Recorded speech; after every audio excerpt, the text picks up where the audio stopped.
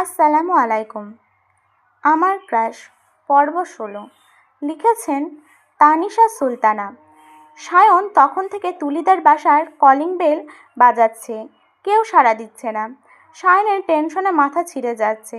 এত জোরে calling bell চাপছে, মনে হয় এক্ষুনি ভেঙে যাবে। আদর দরজা খুলে দেয়। এতক্ষণ লাগলো দরজা খুলতে?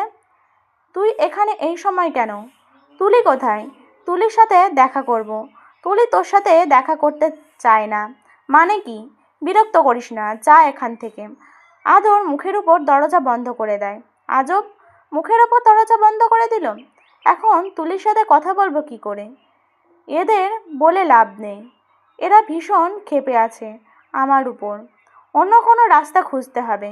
সায়ন তখন থেকে তুলিদের বাসার সামনে বসে আছে। তুলির দেখা মিলছে না। কি আজব ব্যাপার! ২ দিন আগে যেই মেয়েটাকে সহ্য করতে পারতো না, কি করে তুলির হাত থেকে বাঁচবে সেটা ভাবতো, আর আজ সেই তুলিকে এক নজর দেখার জন্য বাড়ির বাইরে দাঁড়িয়ে আছে। কথায় বলে, থাকলে কাছে কে আর বুঝে, হারিয়ে গেলে সবাই খুঁজে।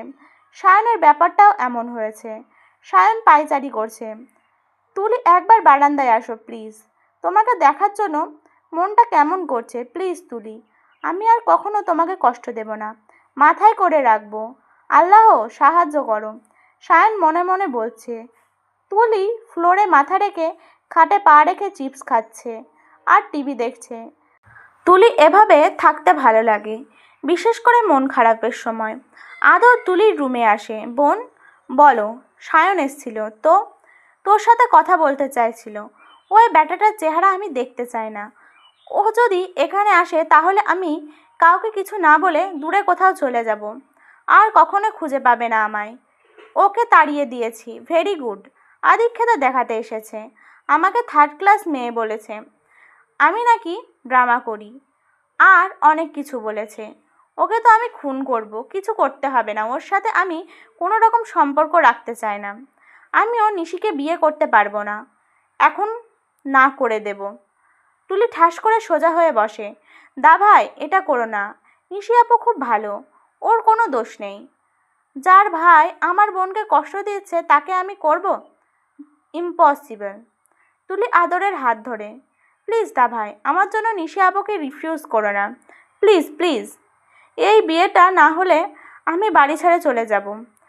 আমি বিয়েটা করতে পারি যদি, যদি কি? তুই আগের মতো হাসি খুশি থাকিস। তুলি আবার মন খারাপ আছে নাকি? তুলি তো সব সময় হাসে। এখন তো ডান্স প্র্যাকটিস করতে হবে, কাল তো অনেক নাচবো। আদর মুচকি হেসে তুলিকে জড়িয়ে ধরে। লাভ ইউ বোন। লাভ ইউ টু দা ভাই। দিন গড়িয়ে সন্ধ্যা এসেছে। সায়ন এখনও ওখানেই দাঁড়িয়ে আছে। সায়নের বাবা ফোন দেয়। সায়ন বাড়ি ফিরে যায়। সায়ন গাড়ি নিয়ে বেরিয়ে যাওয়ার পরেই তুলি ব্যালকনিতে আসে। আসলে বিকালে ব্যালকনিতে হালকা রোদ থাকে, তাই তুলি আসেনি। তুলির আবার রোদ একদম অপছন্দ। 1 কাপ কফি হাতে নিয়ে টুল টেনে ব্যালকনিতে রেলিংয়ে হাত দিয়ে বসে। ভালোবাসা বলতে এ যুগে কিছু নেই। মা বাবা ভাই বোন ছাড়া এর কেউই মনে থেকে ভালোবাসে না। এই সায়নকে এত ভালোবাসলাম, কিন্তু ও কি করলো? অপমান করলো, গায়ে হাত তুললো। এইসব ভেবে তুলি দীর্ঘশ্বাস ফেলে। ফোনের দিকে তাকিয়ে দেখে সায়নের 145টা মিস কল, এত এত মেসেজ। তুলি তাচ্ছিল্য হাসে। এই হলো কিছু মানুষের স্বভাব। তারা 2 নৌকায় পা দিয়ে চলতে চায়। কখনো যদি টের পায় একটা নৌকা একটু সরে যাচ্ছে, তাকে যেতে দেয় না, আটকে রাখেন। কারণ তাদের 2টাই চায়, কিন্তু শেষে তারাই নিঃস্ব হয়ে যায়। এইসব ভাবনার মাঝে আবারও ফোন বেজে ওঠে। তুলি ফোনটা বন্ধ করে দেয়। যখন মায়া বাড়িয়ে লাভ হয় না, তখন মায়া কাটাতে শিখতে হয়। এতদিন তুলির ভালোবাসা দেখেছ, এবার ঘৃণা দেখবে। সায়ন মেহবুব। সায়ন নিজের রুমে অস্থির হয়ে পায়চারি করছে। তুলি ফোন বন্ধ করে দেয়া আরও কষ্ট, প্লাস রাগ হচ্ছে। 2 প্যাকেট সিগারেট শেষ করেছে। একবার তোমাকে হাতের কাছে পাই তুলি, তারপর দেখাবো আমাকে ইগনোর করার পরিণাম। ভুল করেছি, একটা সরি বলার সুযোগ তো দিতে হয়। সায়ন নিজে নিজে এইসব বলছে। আজ আদর আর নিশির গায়ে হলুদ। সায়ন ওর মা বাবাকে পাঠিয়েছে তুলিকে ফিরিয়ে আনতে। তুলি শ্বশুর শাশুড়ি মাঝখানে বসে আছে। দেখো মা, একসাথে থাকতে গেলে এমন অনেক ছোটোখাটো জিনিস নিয়ে ঝগড়া ঝামেলা হয়, তাই বলে তো সংসার ছেড়ে চলে আসা যায় না। বলো, ফিরে চলো মামুনি। তুলি শাশুড়ির কথা শুনে উঠে দাঁড়ায়। তুলির মা বাবা আদর ওখানেই আছে। আপনার বলা শেষ হলে আপনারা এবার যেতে পারেন আন্টি। দাভাই স্পষ্ট বলে দিয়েছিল আপনার মেয়েকে বিয়ে করবে না, কিন্তু আমার কথায় রাজি হয়েছে। এখন আপনারা এইসব কথা বাদ দিলে আমি নিজে বিয়ে ভাঙতে বাধ্য হব। সায়নের বাবা মা অবাক দৃষ্টিতে তুলির দিকে তাকায়। এটা তুলি তো? তুলি তো কখনো এভাবে কথা বলে না, তাহলে আজ কেন এভাবে কথা বলছে? তুলি হাত জড়ো করে বলে, আপনারা আসতে পারেন। তুলি রুমে চলে যায়। শায়নের মা তুলির পিছনে যেতে নেয়। তুলির বাবা আটকে দেয়।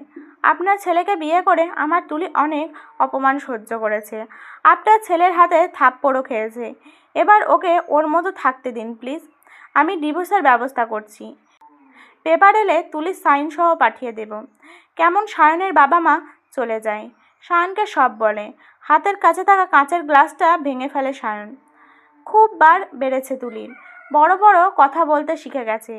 বিকেলে হলুদ শাড়ি, মাথায় ফুলের গাজরা, লাল লিপস্টিক, চোখে মোটা করে কাজল, ভারী মেকআপ দিয়ে পারফেক্ট হয়ে সেজে বের হয় তুলি। ভাবি, কেমন লাগছে তোমার তুলিকে?